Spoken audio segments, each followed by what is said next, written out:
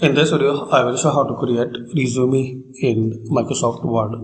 So click on New and search here resume.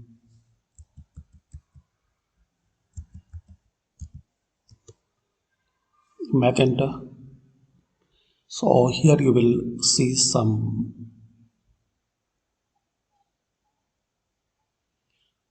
template you can use which you like and make changes as you need and as your requirement.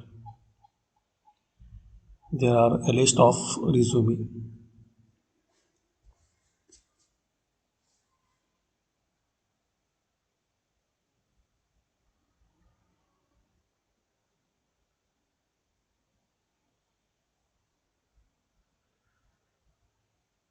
Like select this one, then click on create.